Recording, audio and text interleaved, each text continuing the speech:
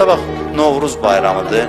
Bizim xalqımızın böyük bir ənənəsidir, dəyərli və hər bayramda adam itirdiklərini də yada salır. Ona görə də istər-istəməz şəhidlərimiz bizim yadımıza düşür. Şəhidlərimiz bilmirəm necədirsə, bayram adı gələndə ürəyimizə onlar düşür. Mən bilməm indi onların ailələri nələr çəkəcək, amma mən həmişə deyirəm ki, onlar bir qədər səbirli olsunlar, onlar qurban gətirib veriblər. Onlar qurban gətirib veriblər. Bu dünya onsuz da arxada qalacaq. Hamımız bu dünyadan köçəcək. Bir qədər dözmək lazımdır ki, iki göz istəyir tamaşa eləsin şəhidin ailəsinin məqamına.